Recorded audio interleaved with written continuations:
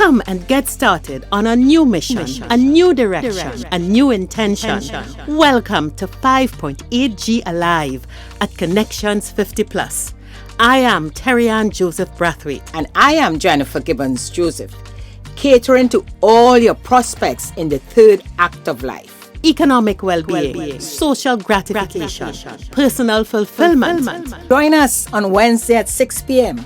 on Connections 50 Plus Facebook page, YouTube channel, and on Gael the Caribbean.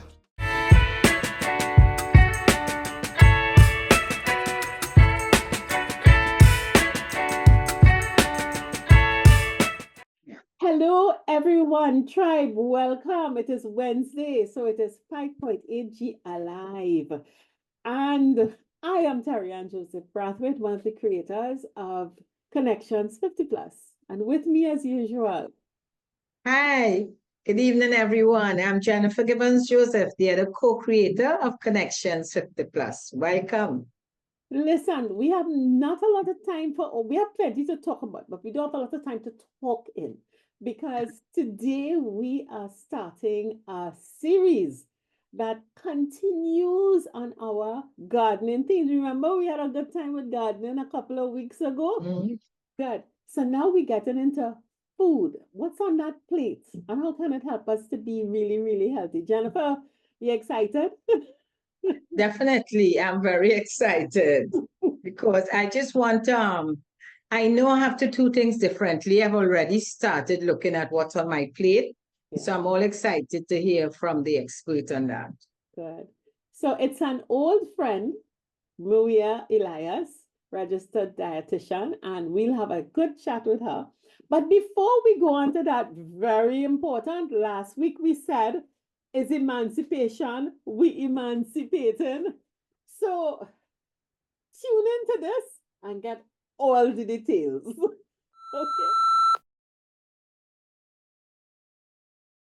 Hi, 5.8G tribe, get ready for Connections 50 Plus Emancipation Gala. Yes, are you ready? Terry-Ann, let's tell them all about it. Definitely, July 28th. We are back at the Cafe Blue. Oh, that beautiful location. Yes. It's convenient, it's accessible, and you know when we go to the Cafe Blue, it means vibes. But Jennifer, this time we having different vibes because we are partying. We're partying from 3 p.m. to 7 p.m. All about lots of vibes and party. Yes, the DJ is going to be up on tune, and while we're partying, we want to make sure that we come out looking how we had a lot of cuts. It's emancipation, so we want you to get the kit out. And Jennifer, what surprises we have in store for those who dress up and party? Listen, we have enough course, lots of entertainment. And guess what? Prizes for all different type of things. You could do some African dance, model, sing, lots of fun. And guess what? I leave in Terry-Ann to tell you all about the food. Listen, this is a gala. It is emancipation. So it's not brunch. It is a 3-course meal, Afro and Caribbean inspired. And we know that the chefs at Cafe Blue could really deliver. So come out, expect some real authentic African food with the Caribbean flavor, because we know emancipation is what created us to be in where we are. And we are going to have a ball. We are going to have live entertainment, music, dancing. And Jennifer, all of this. Only $385. You know what? Listen to me. We always told them we get so much for your money. We continue to give you lots for that little bit of money. Yes. Good. So put it on your calendars. July 28th. 3 to 7, we partying with Connections 50 Plus in our Emancipation Gala, which includes a 3-course dinner And of course, non-alcoholic beverages will be free to you. And we are vibing, dressing up and looking great, having fun. Coming out. So secure your tickets early. Give us a call, Jennifer, at 685-8834, or you can also call Terry-Ann.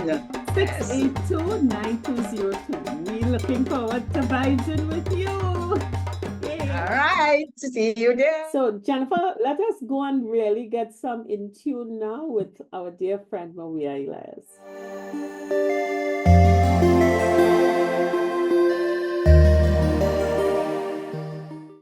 Well, good afternoon, everyone. As we said, we have an old friend joining us today. Everyone would recognize Mweia Elias, registered dietitian and health coach, here with us today. How are you, Mweia? Welcome. Thank you. Thanks for having me. It's always a pleasure to be hanging out with you ladies, both you and Jennifer.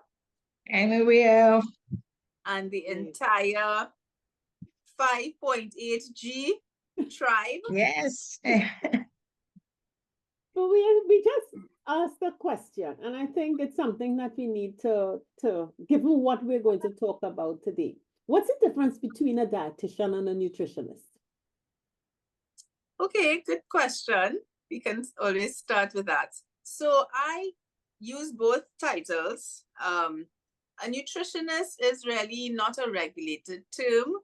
So you, Terry-Ann, knowing that you know quite a bit about nutrition and gardening, as we're going to discuss, if you did a little, you could do a little 3-day course and get a certificate and call yourself a nutritionist.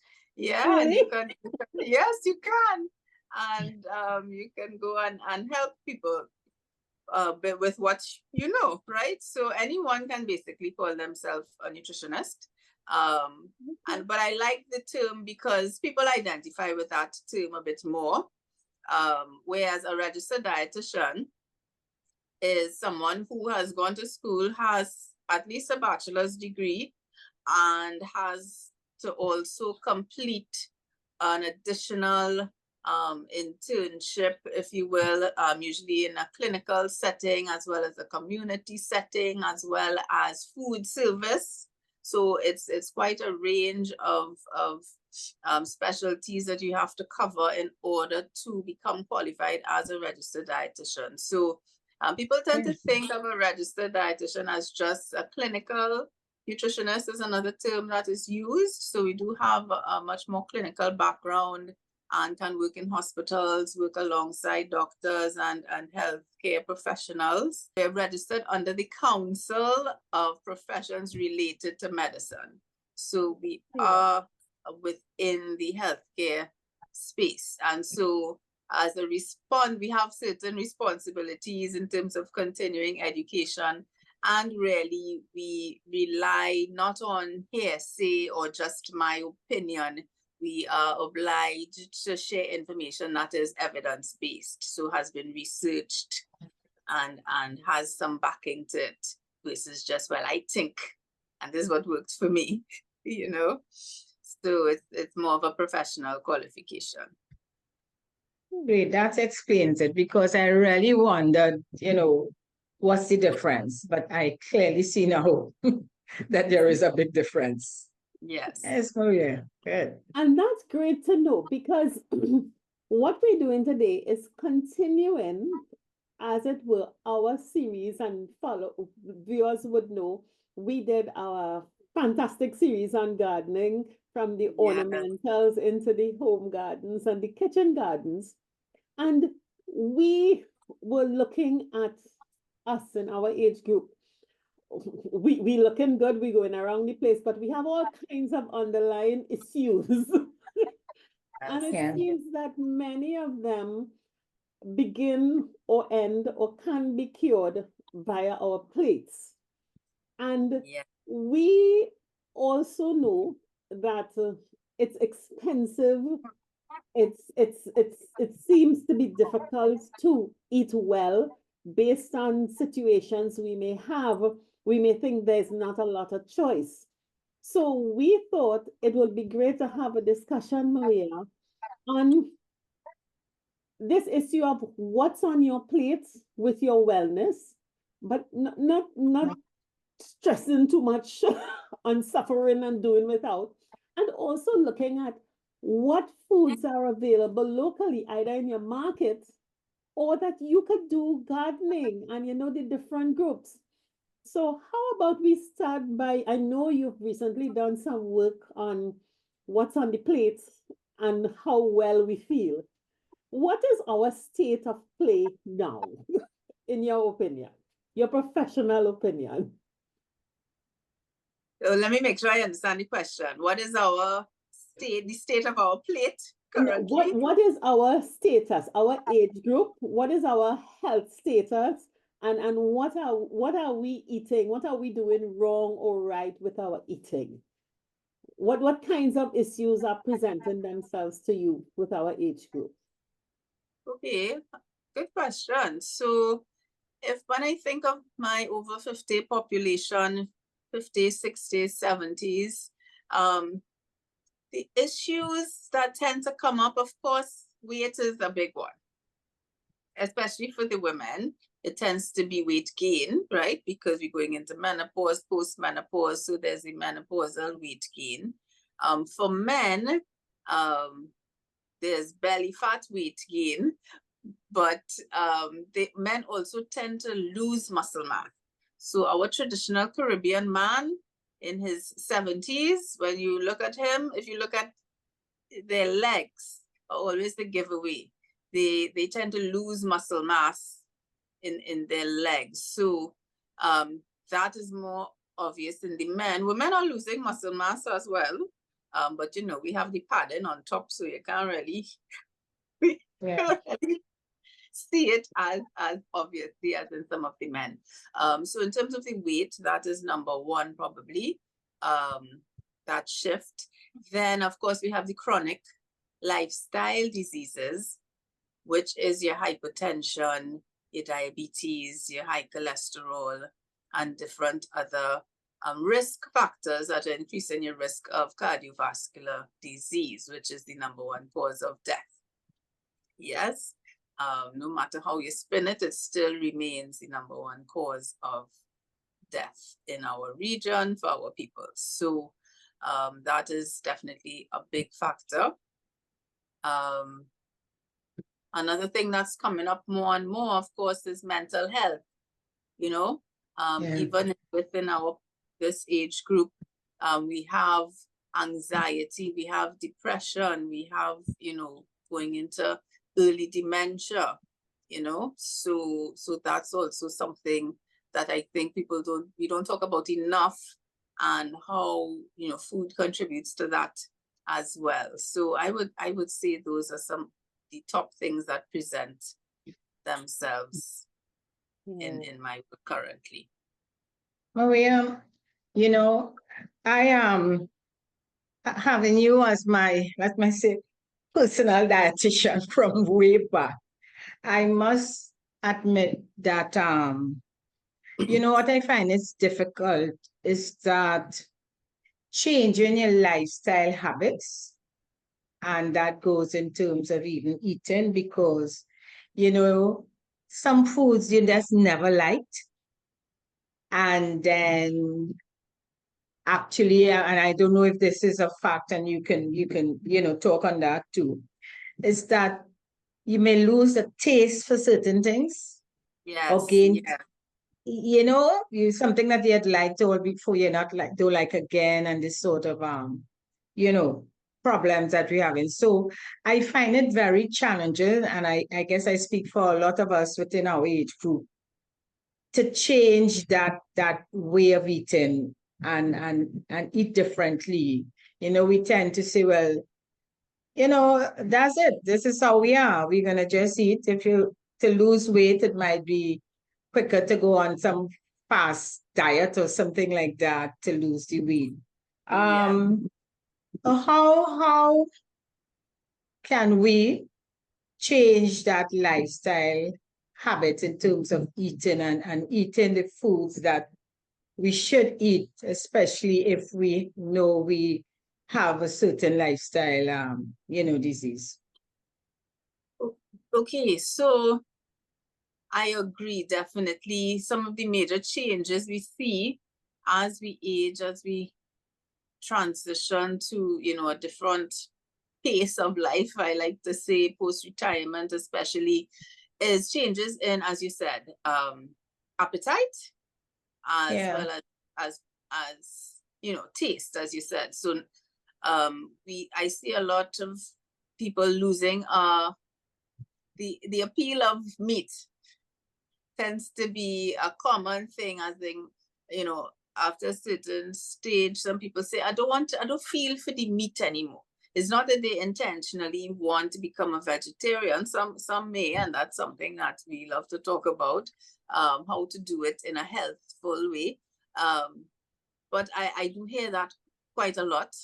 People losing the taste for meat, or they're bound for the meat, and so they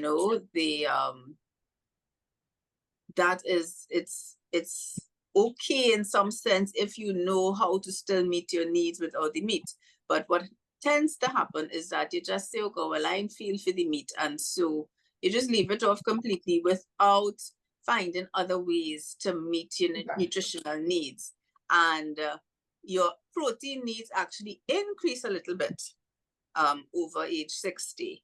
You actually need slightly more protein to I guess slow down the loss of muscle and other things that want to happen at that age. So to try and maintain that longevity, you actually need a little bit more protein, but not necessarily from meat.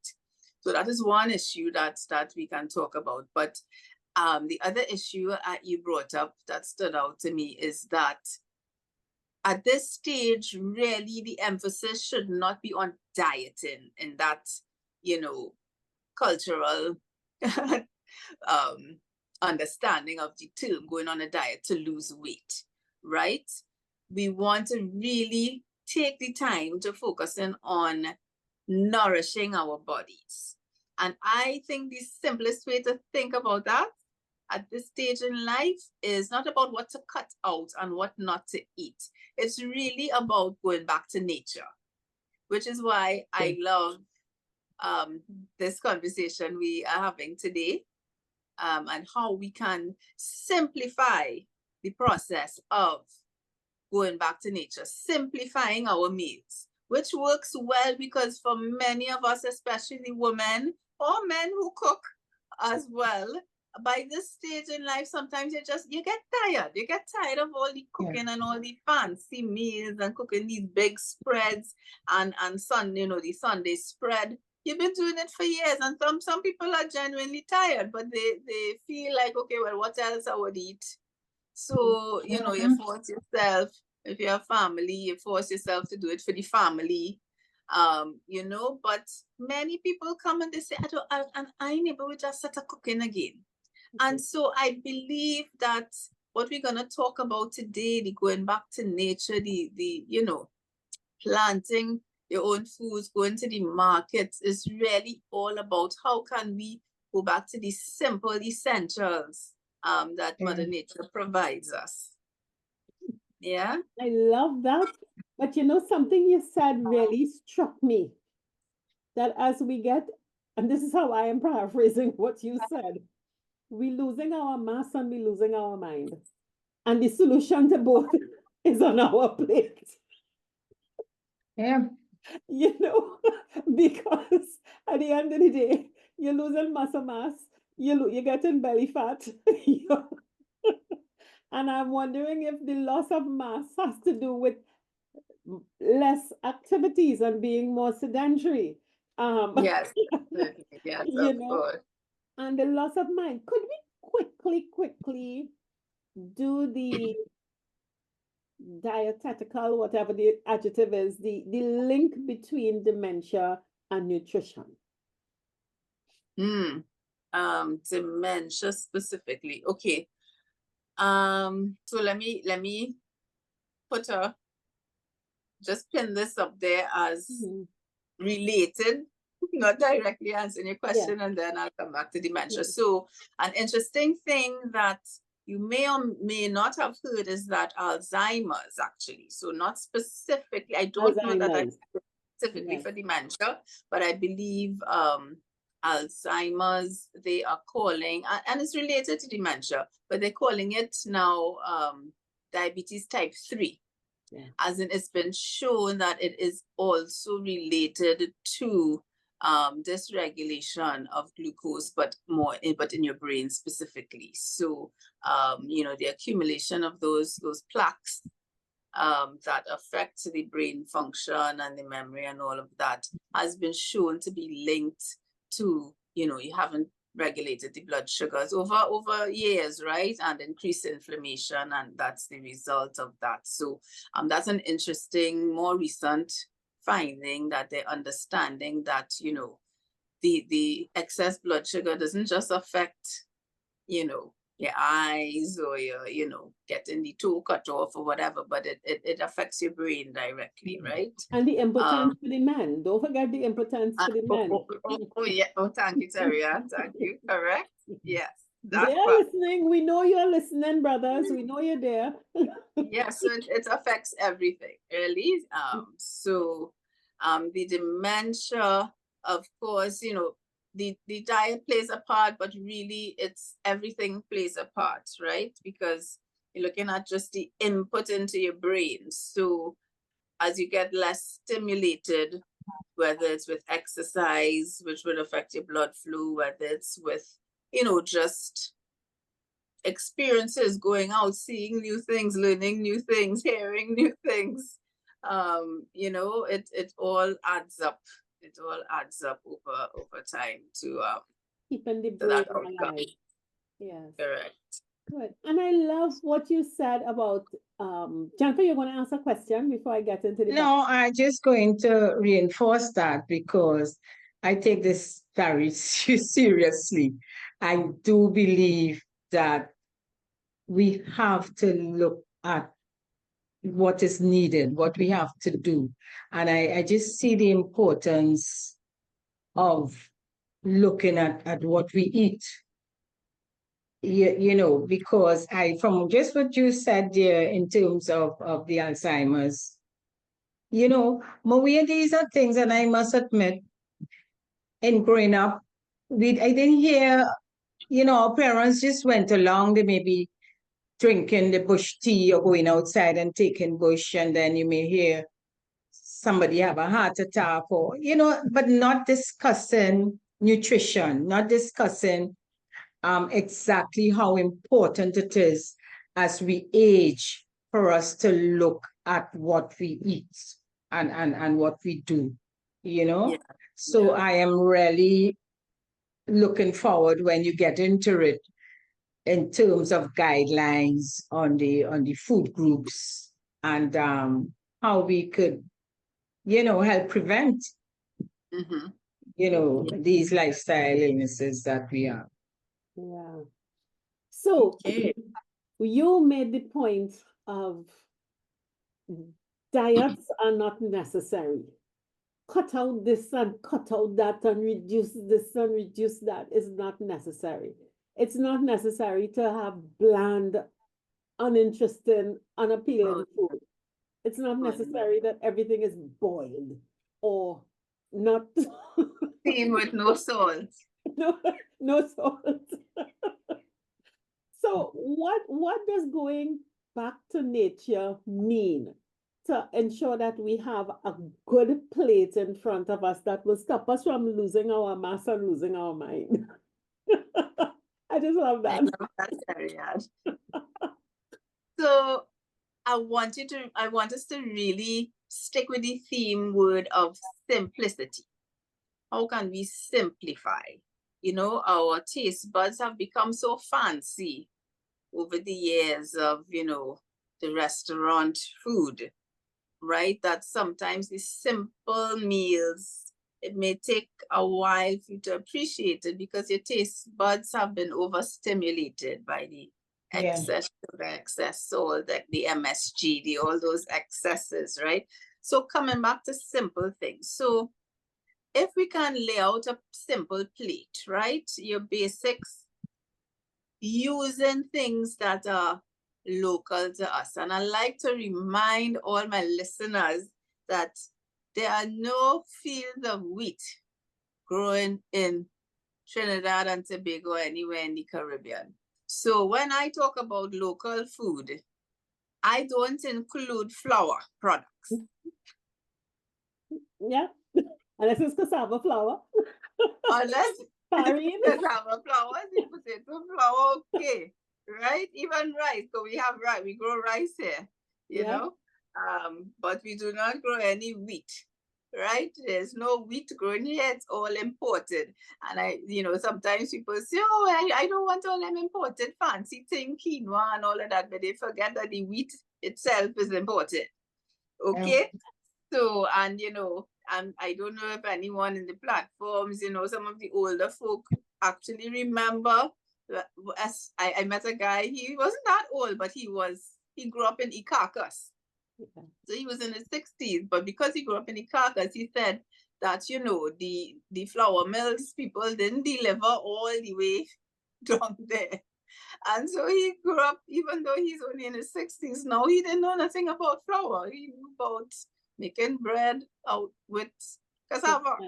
Breadfruit. So that, these things, when I say going back to nature, when I say going back to nature, I'm really talking about celebrating some of those traditions that we had that have got pushed out by the convenience of our modern day lifestyle.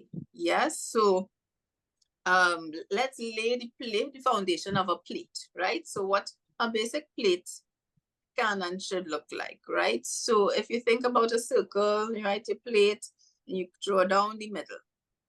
Half the plate really should be a variety of vegetables, right? And by vegetables, that could mean salads, but it could also mean cooked veg, whether it's steamed. It could mean callaloo. It could mean roasted veg, So all of those would be included in veg.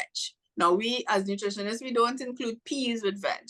Trinis tend to lump the peas in with the veg, but we don't lump the peas in with the veg. So when we say veg, right? Red beans and the veg and peas. No, we don't. They will be on the plate, but we not. They're not on the veggie side. Not on that half.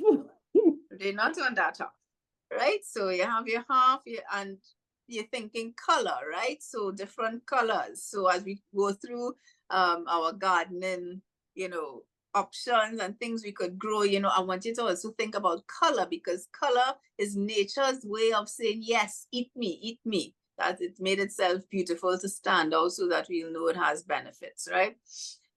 So on the other half of the plate, a simple way to think of it is you divide that half into quarters, right? So into half. So the top quarter, would be the heavier starches, right? So this would be where we would put our local provision. So our cassava, our potato, sweet potato, green fig, the heavier, the starchier vegetable foods, right? Which, it's actually Terrian who taught me way back when I first visited her, budding home garden. My estate. And she showed me the sweet potato in a pot and the lovely leaves growing up, and the iguana eating the leaves. So if the wild animals are eating it, it means it's good for something, right? So growing sweet potato is not a far-fetched idea, and it's actually quite easy. So that's in the top quarter. And then the bottom quarter, give or take, right? Some people it may be less, some people it may be more, maybe for a sizable man might be more, but on average, about a quarter of the plate is your protein, right? So that is your chicken, fish, lamb, goat, whatever serves your fancy. And if you want to replace that with the beans, if you're going more on the vegetarian side, that's where the beans would go. If you want to, if you're not vegetarian and you want the meat and the beans, no problem. You put it all there. but the beans would be included with the starches. So the beans nutritionally have about the same carbohydrate content as the provisions and stuff. So we actually lump beans in with the provision that's higher in protein. So you could use it as a starch, but you can also use it as a source of protein. Okay. Mweia, given that the typical Caribbean meal is, all right, I will leave the rice out of it, but provision, peas, and some kind of meat. Now we can understand why all these lifestyle diseases are as rampant as they are right now. If you are considering peas and beans, is it peas and beans to be equivalent to carbohydrates? Yes, yes. But let me characterize that, right? Because when I say beans, I'm thinking more the ones like the dried peas, Dried beans, really. okay, not right? body and But then you string have beans. right, bodi and string Ah. beans, those would be more vegetables because they're Good. still kind of light. Okay. They're not as high in carbohydrates. Okay, the dried Yeah. peas. Yeah. So yeah, more the dried peas like the chana, the red beans, the pigeon peas. Yeah. And I would Those ask you where the pigeon peas grow, and pigeon peas is a carb too. yes, pigeon peas is a carb. See why Right. And so see these why things we listen to the nutritionists and not the dietitians. Then pilau is a disastrous meal. well, it's all in how you plate it, Terian. I love a pilau. We ain't excluding pilau. What kind of thing is that? Pilau is the plate, and the salad is a decoration at the side. Correct. And let me make a very important point here, right? This is something I have to remind my dad often, he's a very healthy eater, loves his all natural food, right? But his challenge is the fruits, right? As in he would eat a whole plate of fruit for breakfast because that is what he learned is healthy. So he eats in trees. He's sucking 3 orange and then he go and eat 2 mango and then I blend up a thing with 2 banana and all at the same time. Okay. So in his mind, the more the better. So I come and I raise my eyebrows and I say, oh no, didn't you just eat such and such? He says, oh gosh, this nutritionist have here policing. Right? And he said, but fruit is good. Why? And I have to remind him, it is not that anything is wrong with the fruit. Nothing is wrong with the fruit. The fruit is not suddenly bad, right? The fruit is fine. The problem is you are not as active as you used to be. So your body cannot tolerate all of that fruit anymore. It will just raise your blood sugar. And because you're not active, it don't come down as well as it used to. So if you shoot it high up, it ain't coming down that easily. And if you do that, the more you do that, that's when you end up eventually the blood sugar creeping up. So and not to mention that if you don't burn it, it will end up on your belly fat. So there's those 2 factors, right? Mweia, on the topic of fruits, should we also know there are some fruits that have a higher sugar content than others? Yes, definitely. The unfortunate part is because we are tropical, most of our tropical fruits, so all the ones we love, are very high in sugar, right? Because if you think about the natural design of the way nature designed it, is that, you would have to walk somewhere, climb a tree, expend energy to get these things. And because we live in a tropical climate, we were traditionally much more active, and so the big problem is that even though we have year-round sunshine, we are not active year-round anymore. So, yeah. So the only bananas, recently I learned that watermelon, I much prefer watermelon when I juice it than eat it just like that. And yes, only recently my doctor because I am off. I told her, well, okay, I'm off juices. I'm not drinking any juice, only water and watermelon juice. And then she asked me how much watermelon juice, of course. I have the jug of watermelon juice there. And I told her, not a problem. And then I realized how much sugar, Yeah, it will natural spike. You will sugar get a in nice that. sugar high from that. My mom Yeah. used to do the same thing. Yeah. So, with the fruits, that's the thing. So if I like to give a little scale. So at the top in terms of highest in sugar is the bananas, right? Then depending on the size of the mango probably second, right? The bigger the mango, the more sugar. So a serving of mango is like 1 starch. And I know You obviously from starch not bigger? Scandinavia. You obviously from Scandinavia. So you have to say 1 starch and 1 Julie. well, why I stick to starch is because I'm a Julie lover. I only Julie. I'm particular. And what I'm supposed to say, but I cannot be a hypocrite. I'm supposed to say 1 face of a Julie. But that is What you do the rest of the mango? That's What you gonna do with the rest of the hypocrisy. mango? I like to say starch for the reference of it's a small mug. But if you're eating your Julie, you eat your Julie, and it definitely 1. It definitely cannot be more than 1 Julie, for sure. You eat your Julie and you go and you walk it off around the block. Take a walk around the block or something. I don't know. But not a Julie and a banana. No, definitely not a Juliana. Definitely, that is a no. Interesting. I along, maybe not as bad as your dad, but every day I must have a banana and I have to add some fruit with it. I mean, 1 banana is just... Yes. So then what I recommend, because like in a smoothie, if you generally, especially if you need to control your blood sugar, which everybody needs to control their blood sugar, diabetic or not, right? But if you're not that active, definitely no more than 1 serving at a time. If you are a little more active, 2 servings is fine, but I would say combine a high sugar with a low sugar. So the lower sugar fruit, so okay, I was going on my list. Banana first, the top of sugar list, mango maybe second.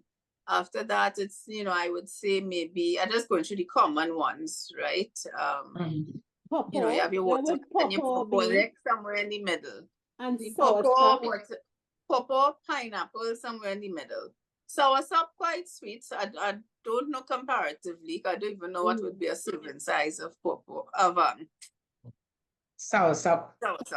But when in doubt, a serving size is generally about half a cup, half a measure. And what about citrus? Orange. Citrus is middle of the range, so similar to the pineapple and the pawpaw. And so, but a serving would still be 1, like 1 orange. And, we prefer that you suck the orange or eat it versus juice it. Because once you juice it, the blood sugar spikes a lot faster than if you eat it.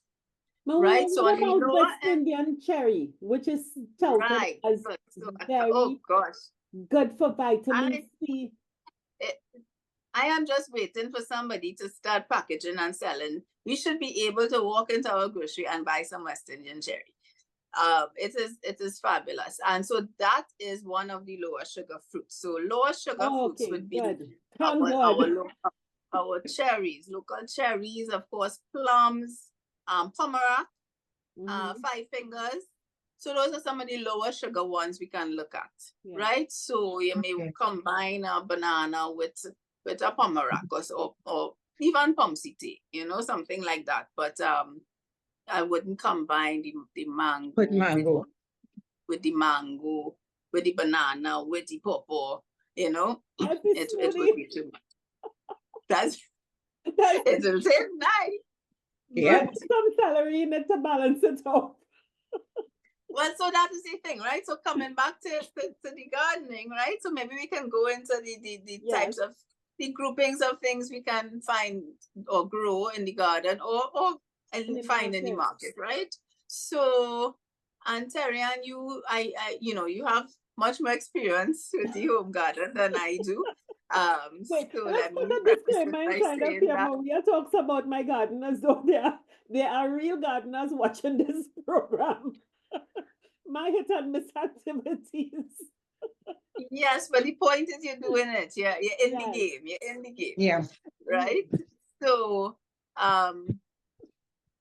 the fruits, they tend to be trees. And so it's either you have the tree or you don't have the tree. Most of us are not going to plant, a mango tree at this stage to wait for it to grow to a point where it's bearing. If you do have the space and ability to do that, yes. But we want to focus more on the shorter term Short-term right? crops, yeah. So we're thinking more in the vegetable and herb category, right? So for the Okay. veggies, of course, you have your leafy greens. Now, anybody who know me, you all know I go to the market just to meet my greens lady, right? So getting your fresh green leafies are essential. And the thing is that you don't have to eat a ton load of them, because they are quite potent. So it's not that you have to eat, as they say, hututu greens every day, but you do want some green leafy vegetables in your day every day. So, imagine the convenience of just being able to go outside and get it fresh if you're growing. So we're talking about, your lettuce, your kale, those have become popular in the past few years. But when I go to the market, I go to the Namdevco markets, right? Which are considered our local farmers markets. So slightly different from the Tunapuna market and the bigger markets, is that the growers are actually ones they're selling what they grow. And so I get from my greens lady, so she's growing it, all kind of things you will never find in the grocery, right? So Swiss chard, right, which is a green leaf, and it often has these little rainbow colored stalks. Yeah. She sells arugula. She sells 3 different type of lettuces. So oftentimes people will say, "Oh, lettuce, I can't deal with lettuce." So I have a lot of clients who, they don't eat salad because they don't like lettuce. But a salad doesn't have to be just lettuce. There's a range of greens, or you may like a different type of lettuce. They have these soft, very moist, called butter lettuce. So it kind of melts in your mouth lettuce, if you could imagine a melt in your mouth lettuce, right? And these are things that grow once you have a system to grow a place and the soil, good soil. Their turnaround time is 3 to 4 weeks. 3 to 4 about weeks 3 to 4 weeks. Most of Yes, the leafy greens exactly. is 3 to 4 weeks. Correct. Yeah. Yeah. So though I And they think have shallow root systems, so they can grow in as I said, they can get stuck in with something or in a little pot on your kitchen. You don't need yard. You don't need a lot. Correct. Yes, exactly. So I like that, that's a good place to experiment, so that you always have some sort of fresh green leafy something, whether it's to have raw or whether it's to throw in a pot. And a quick saute, a quick stir fry, right? A quick, even just with some water and garlic, and if you're not trying to avoid the oils, but a basic, throw it in a pot with some olive oil, salt. Yes, I am saying salt, because the beauty of eating more naturally is that you can put a little salt on your food, because you're cutting out the processed foods, which are where most of our salt tends to come from, right? So the bread that has to sit on the shelf, anything that has to sit on a shelf has to have salt in it, because salt is the number one preservative, right? So when you move away from those as the staples of your diet, then you're free up to add a little sprinkle of salt on your veggies and to make it taste nice, right? So those are the green leafies. Then you have the what we would call these, I guess, the more veggies that you would cook, the cooking veggies. So your bodi, your okro. Okro is such a superfood in itself, in its humble little self. So many people, all we know to do is okra, straight and callaloo, but Callaloo. Okra and rice. okra and rice, right? Or cuckoo, I guess. So we are familiar with okra in foods, but again, a lot of people like Jennifer, I show you're not cooking cuckoo. A lot of people not cooking callaloo because they feel there's a whole production and they're enabled with that, right? But you can still enjoy okra, some nice fresh okra, just cut off the top. You could chop it up or not. If you leave it whole, it doesn't get slimy. You leave it whole, you saute it whole in a pot with some little onion, tomato. Mwah. You wouldn't believe. So simple, but if you put your little herbs and seasonings, you would be blown at how lovely it tastes. Yeah? It's even better if you have a tree and you pick it straight off the tree and eat it Well, from that's your what tree. I'm saying. Yeah, fresh. And, you know, nice. just as we're talking about that, it brings to mind, you know, we go and we all see these stories on the internet now, and it comes up on our social media. And there are a few out there about, you know, these people in the 70s or looking like they barely 40 or 50. And a few of them are, they say they're raw foods, into raw foods and stuff. And, you know, I had my stint with raw foods. And so I like to say that, yes, eating raw foods can have you looking like that. It is a fact. But if you delve into it, they're not going to the grocery and buying their vegetables. Because to extract the most that they can from their food, they're growing their own thing. They are growing, so it is fresh off the tree. The nutrition you will get from it will far surpass anything in the grocery. By the time you get it from the grocery, and I'm saying grocery, not market, by the time you get it from the grocery, it is on the last leg. Yeah. Right? So you would notice a lot of my clients complain, oh, well, I went and I bought these veggies, and by the time, you know, I didn't cook it right away, and the next week when it's gone. A day or two, you go back in the tray, and that's it. You have to dump it. That's Which is why I go to the market. When I buy my greens from my greens lady in the market, those greens are good for 3 weeks in my fridge. Yeah. 3 weeks.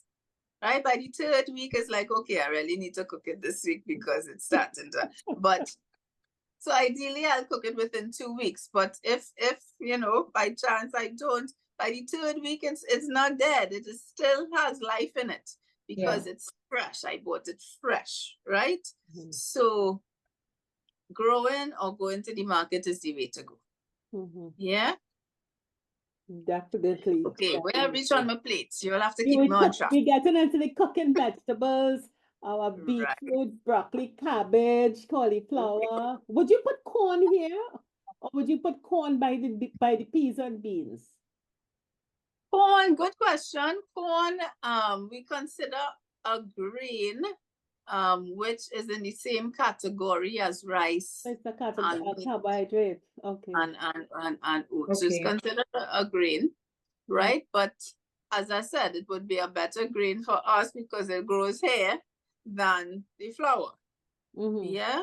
Mm-hmm. So yeah, you grow your pumpkin and squash would be also part of your cooking vegetables. Yes. Yes. Mm-hmm. Yeah, because they're the yellow ones and the beets. And you know, I can tell you that I suppose you could go to the market, and I don't like the market. There's just something about market that bothers me. But and Jennifer's the opposite. Jennifer will go to the market. But I love going. I grew up going to the market, so yeah. And what I have found is that it is possible to plant all these things because at some point in time I have planted and yielded. The only thing that was funny is when I planted the carrots, they came out kind of skinny and crazy, but my soil was wrong. So, but they grew, and the carrot tops were delicious. I was just gonna say the benefit you get from growing it is that these things have a dual use, right? So we're accustomed to just the root, which is the beetroot, and the carrot is the root, But the Are greens are delicious. lovely. They're And delicious. again, you don't have to go and buy green leafy vegetables. It's right there. It's the tops of the beet, the top of the carrots can be cooked Yeah. on, sauteed, just Mm. like spinach. Yeah. Yeah. Yeah.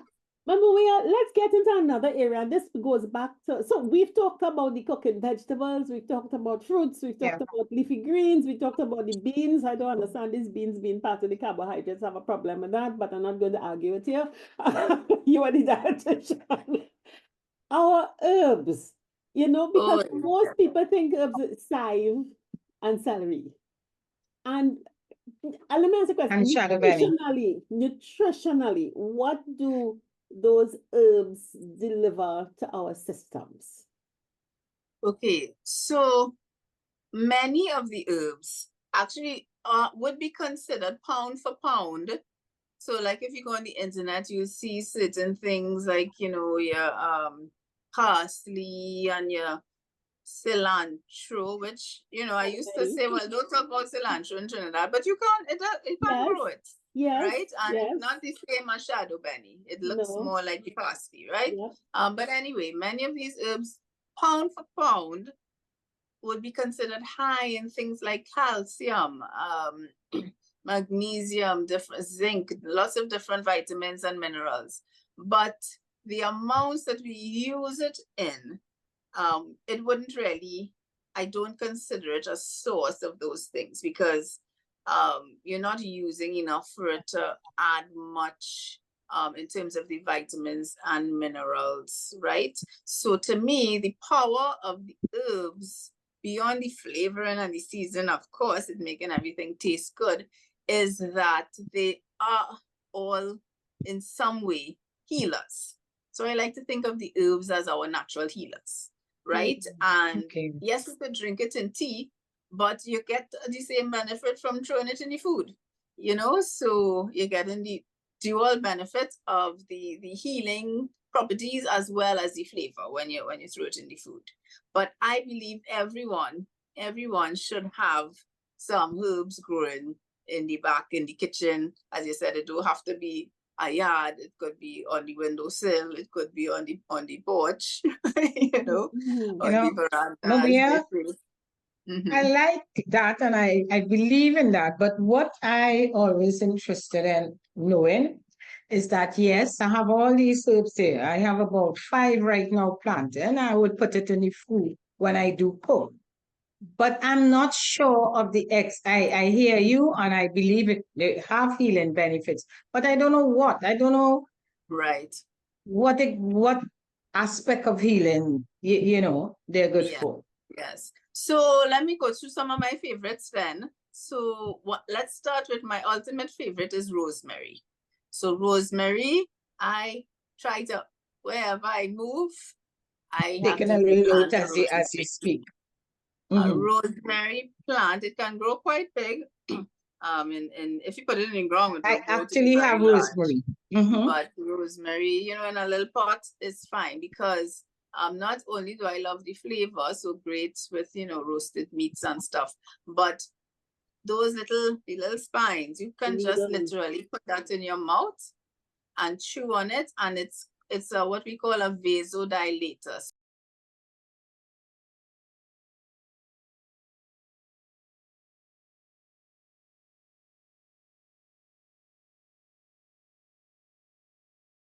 So that means it helps your blood vessels to open, Okay. right? So that is good for, of course, reducing blood pressure. It's good for reducing headaches, right? Any condition that is caused by reduced blood flow, right? Terian mentioned the gens and the impotence, right? That is generally related to reduced blood flow. So anything where there is reduced blood flow or restriction in blood flow, the rosemary helps your blood vessels to dilate, which means open up. So I used to use it for headaches. I used to use it a lot for cramps, menstrual cramps. And it sounds a little weird, but if you don't want to chew the leaf, you can make a tea, of course, right? Yeah. So that is one of my favorites. It's a great oregano. breath freshener also. Yes, yes, and it's great to have in your garden because it actually keeps away, doesn't it keep away some bugs? Yes. It's a natural, I guess, herbicide or And something it's a like that. very low maintenance plant. Very, very much. So that's one of my top ones. That is not that we Trinis don't traditionally use a lot of. Oregano is another one that's great seasoning. We tend to think of it more in terms of Italian style cooking, but you can throw that in any pot, really. And you can also throw it as tea. Oregano oil is now sold as for many, many things, especially pain relief. People massage It's it into your scalp for anti-inflammatory. hair growth. Oregano oil massage into the scalp for hair growth. And most Yes. people think it's something that's only dried, but fresh, it's great. Yeah, so that's also a great one. A lot of anti-inflammatory properties as well. Many of these things have anti-inflammatory properties. What that means is that a lot of the foods that we eat are inflammatory, right? So they trigger the inflammatory response in our body. So it's like your body is on fire on a low level. So the anti-inflammatory, all of these herbs help to keep that in check, right? And excess inflammation is what tends to lead to the aches and pains, tends to lead to many of the conditions that we contribute to many of the conditions that we suffer from. Yeah. So what about oregano, our lemongrass and mint? Lemongrass and mint. So lemongrass is well known. It is one of the things on my lowering blood pressure list. So lemongrass tea. I don't know how to use lemongrass other than to make tea though, Terry. Do you know any other use of lemongrass? Yes, just cut that near to the bottom, cut off the leaf, and that it looks like something, it's in the grass family, so it looks like sugar cane. So that stalk, that is like sugar cane, you just beat it and you put that in a pot. If you put it in your rice, okay, no rice. If you're boiling potatoes, if you're putting it in fish, you put it in chicken, you put it in eggs, anything. Sorry, Terry, what part, the bottom part of it? The bottom, it's like a cane stalk. So you'll have a No, I know, at least I know the lemongrass because lemongrass is, so that bottom I know lemongrass the is, leaf, but and you just pound it and you just put it into any everything. It goes with me into everything. It gets a very so I will look at the lemongrass differently now.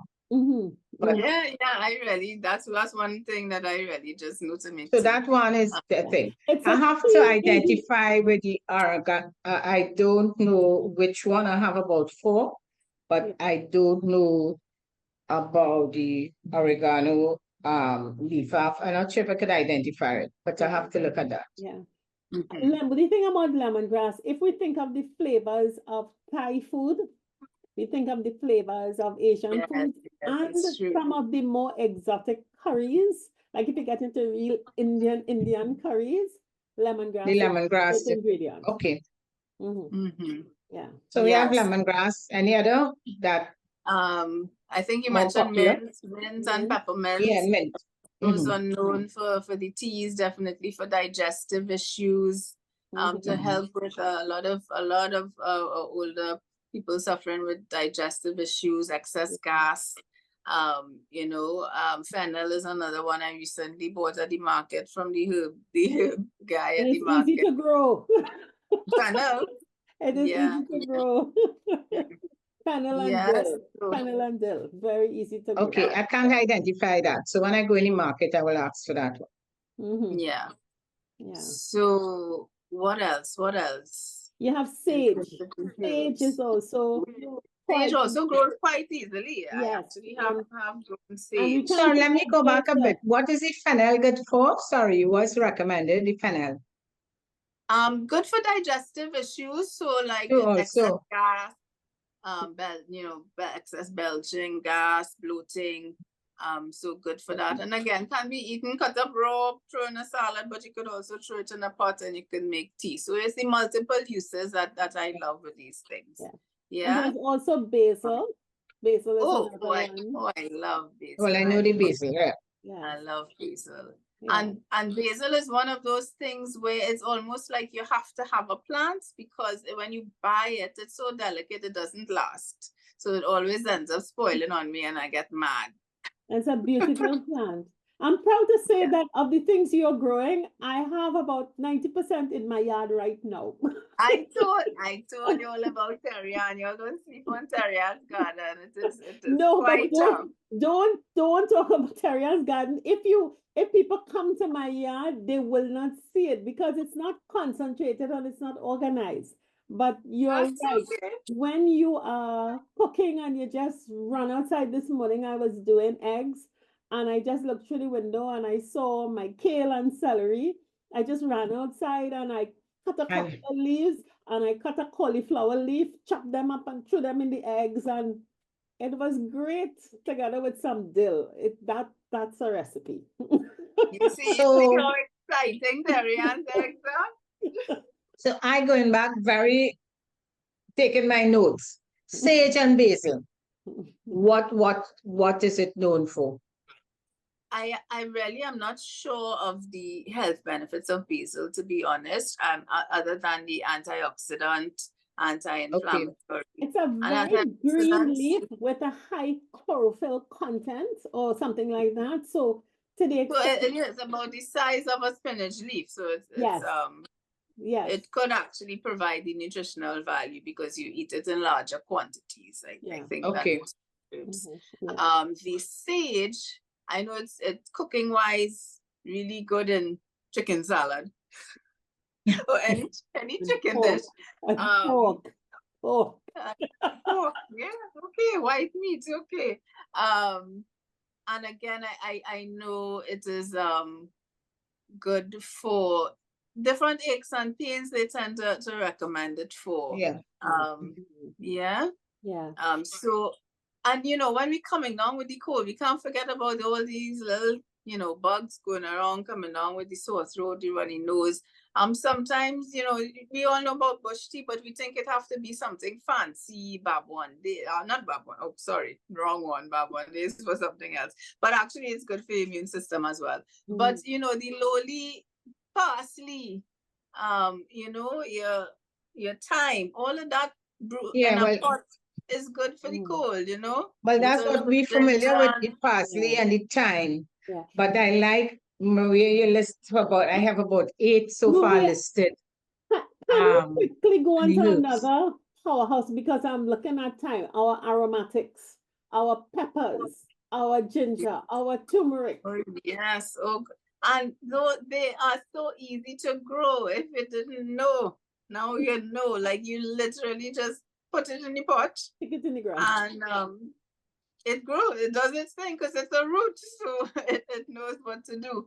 And before I realized what it was, you would see, because you see the top, but I never knew. I wasn't able to identify the leaf, as Jennifer was saying. So I've actually given ginger to my aunts, to my mom, because once it starts growing, you can share. So I love those. And again, these are things you just need them in small quantities, and instead of having it in the fridge, they're spoiling. You go and pick it, get some ready to use.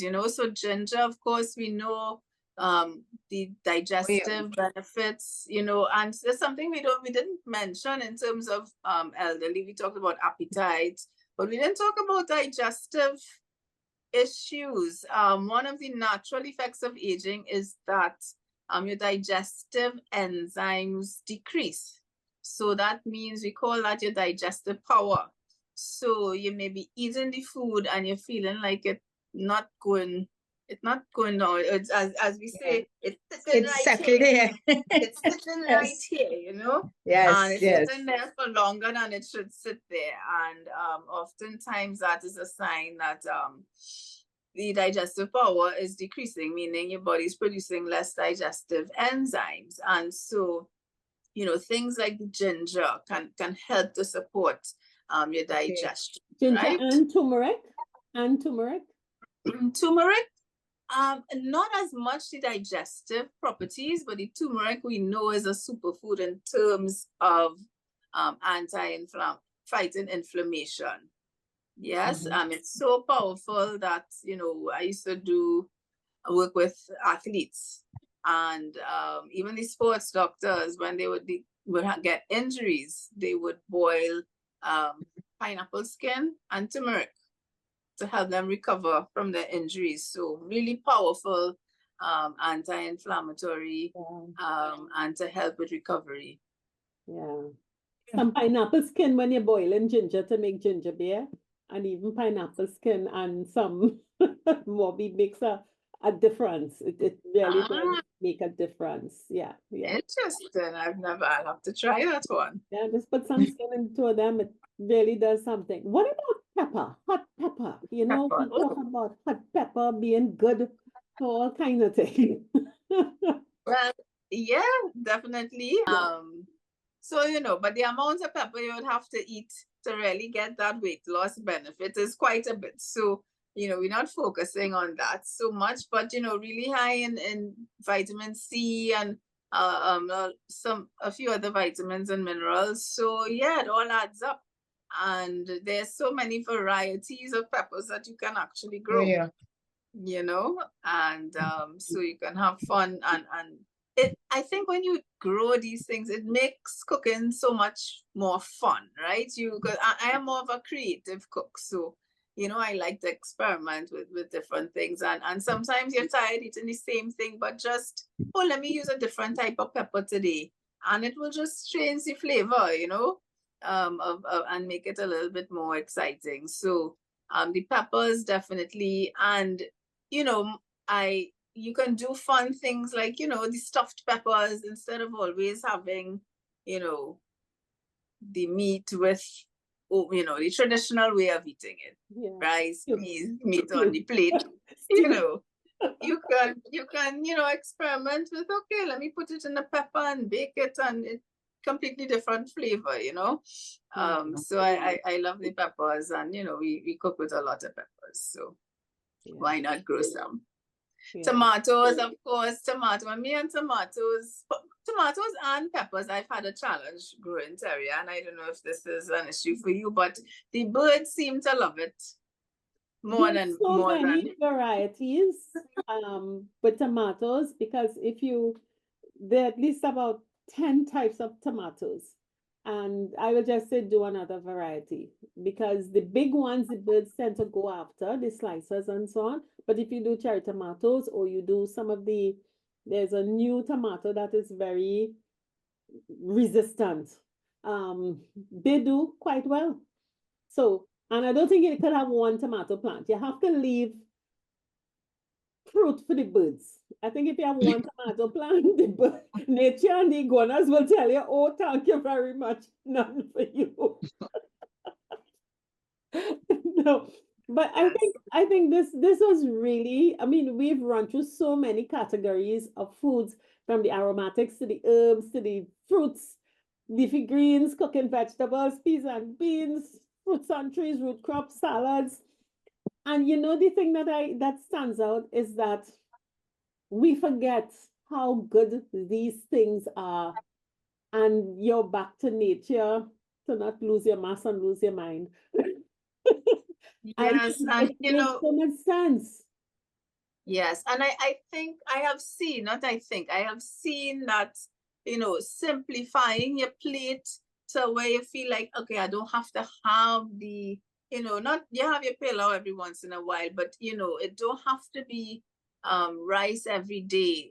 Sometimes it could just be an array of vegetables with a little protein, and you will be surprised at how your body feels different when you eat that way. Even if it's sometime, you're not saying you have to eat that way all the time, but having something fresh at least one meal a day. I think you are saying simplify your plate, but from the plate that you described, and when you talk about use color, use herbs, use aromatics, things that are accessible, easy, and inexpensive. When you describe food like that, a lot of people call that fancy eating. Eh? Yes, yes, Simple eating is I'm the well rice, aware of the that. meat, and the peas.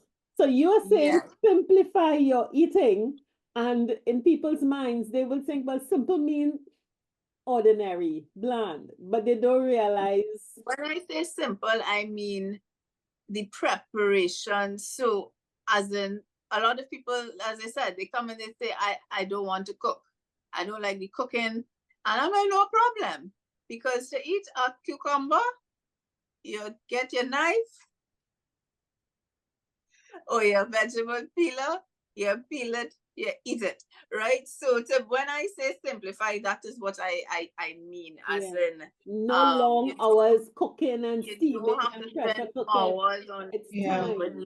stove, to cook our traditional meals. There's a place, of course, there's a time and place for those. I'm not saying we're not going to eat them, but I'm saying our day-to-day choices can be simpler, right? And once you get the hang of it and you see how to, I like to say, think of it in threes. So you could start off with just three. So on one plate, you have some, steam or sauteed okro, you cut up some tomato, and you also steam some bodi or stew or whatever you want to do with the bodi, right? 3 vegetables on one plate. For most people, that sounds like, oh, that's a lot of vegetables because we're not accustomed eating like that. But as we get older, these are the things that make your body feel energized, right? As you get older, the rice, it weigh you down more than make you feel energized. So give it a try. Stay open to trying a different way. If you're not an experimenter and you're saying, okay, I just want to stick with what I know, stick with what you know, but try to balance it differently. Yes. Add some herbs. Add some herbs. Add some herbs. Have more than one little slice of the cucumber.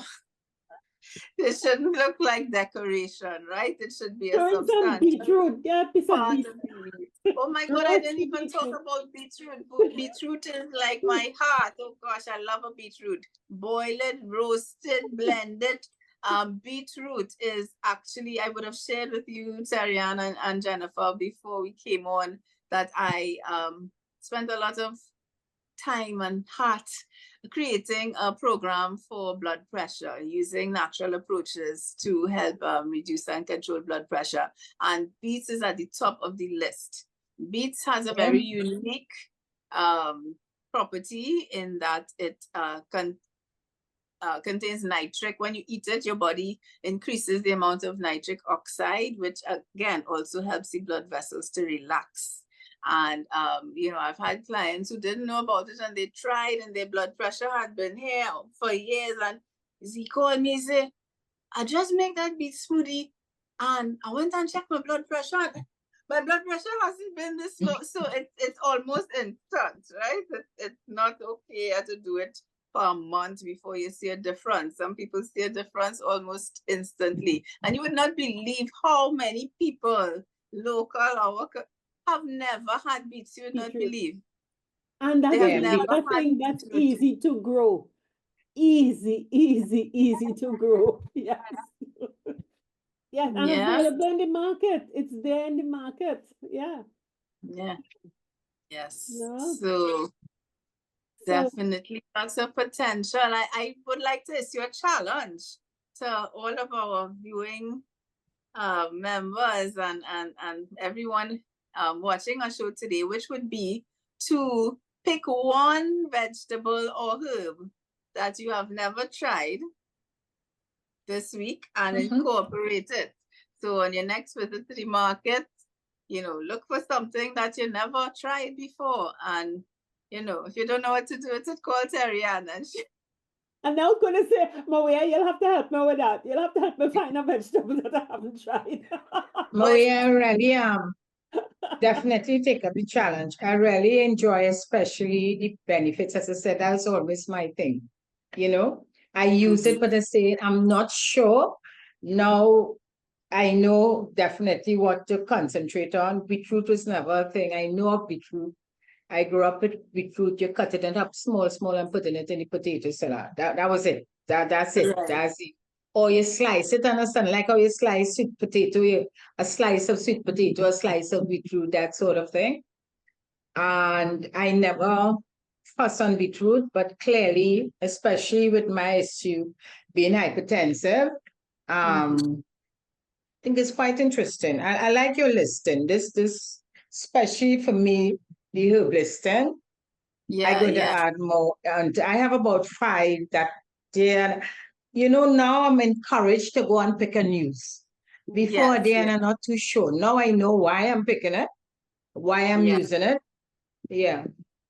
So that's And great. think about how you can combine things, right? So just from this short conversation, Oh yeah. we have a couple of things that we know already for the blood pressure. So what if you combine the beets with the rosemary, with some garlic, all Oh yeah. three of those lowering the blood pressure. So if you roast all of them up together, one is gonna taste lovely, it's gonna taste amazing and super easy to do. And yeah, you're combining the power of those 3 things that will help the blood pressure to come down. No, So I'll definitely do It's it. not simple cooking, Miss Lady. It is delightful cooking. It is delightful. delightful Yes, cooking. yes, yes. Actually, Terry-Ann, and I know Terry-Ann is foodie, but I do when I do cook, well, I tell people I don't cook, but for me, what you're talking about, I do that because I cook very simple and things that I feel are nutritious to me. So I'm not standing up by a stove stirring nothing, you know. Yeah, you So come, I you like come, you this. throw it in the oven and you come I will back. go with the simple cooking, meaning that you choose any things that is very nutritious for you and simple to Yeah. do. I You Yes. think know? and let's be real, because I really am worried that people would listen to the word simple and not identify it as simple. This is Yeah. sophisticated cooking, and sophisticated does not mean complex. It means getting the best out of food, maintaining its nutritional value, elevating the taste profile, and really making it exciting and delicious and wanting more without it being salty or oily or the things, they say flavor is fat and salt. It's not. It's That's herbs salt and and sugar. aromatics and fresh food and sugar. Yeah. But we definitely have to adjust our taste buds, huh? To Yeah. this new way of eating. Yeah, well, once you start, you don't have to, you can't Yeah. adjust Taste it by buds will thinking. welcome You it. just start and your taste buds will adjust with time. It takes about 2 Yeah. to 3 weeks for your taste buds to adjust. Yeah. It happens without you realizing it. Yep. Yep. Yep. Yep. Yeah. Maria, this has been Yeah. excellent, excellent, excellent, excellent. And I Yeah. know we are going to be continuing our discussion about food and prep and gardening and stuff like that. So this is not the only time you'll see Maria in the next couple of sessions. So we want to thank you. We really have a good sense of don't lose your mind and don't lose your mass while you're I just like that. Yeah. So thank you very much. We will see you in other shows where we will continue to discuss. Yes, hopefully we can maybe get in the kitchen and see what Yes, we can do. that's the plan. That's the plan. Okay. So All great. right. Thank you so very much. Thank you, Maria. My pleasure. Yes. Good. Okay, bye.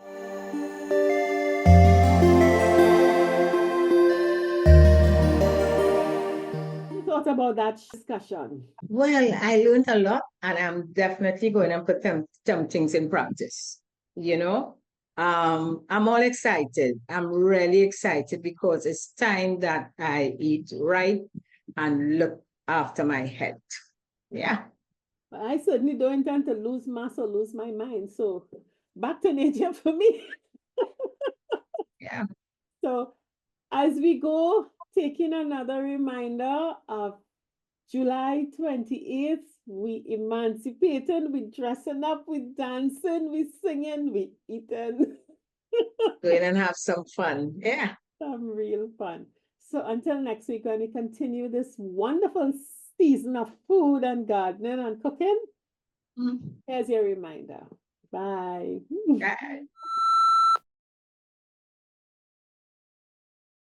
Hi, 5.8G Tribe, get ready for Connections 50 Plus Emancipation Gala.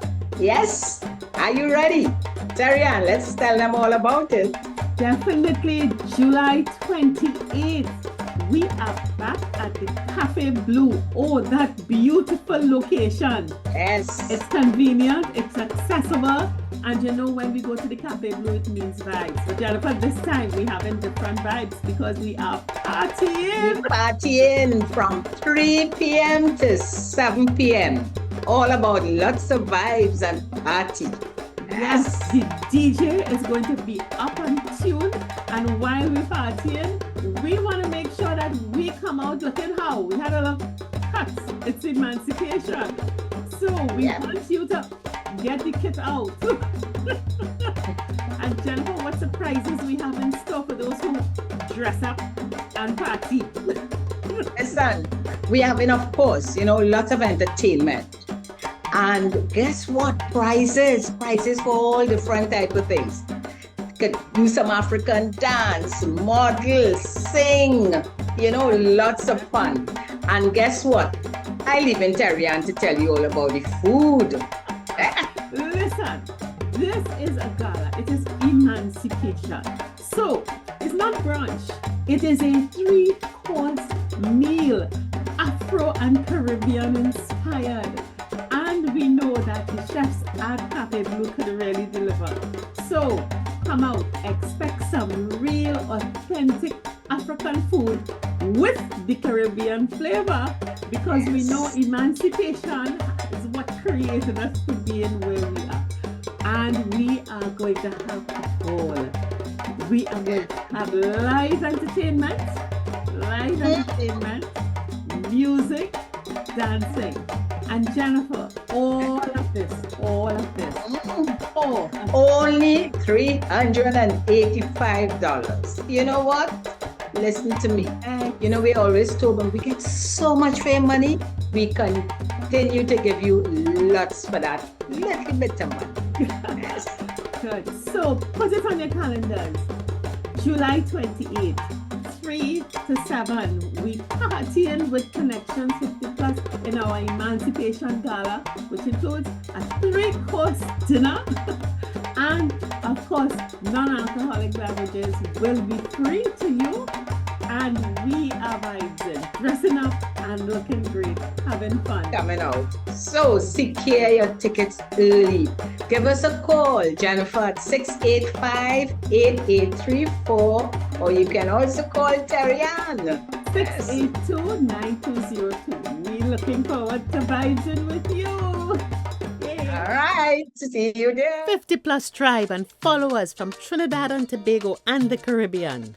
Thank you for joining us on this Connections 50 Plus 5.8G Alive show. We hope you enjoyed the lively conversation and look forward to seeing you next week. Don't forget to like our Facebook page and subscribe to our YouTube channel. We really love getting your feedback. Bye for now.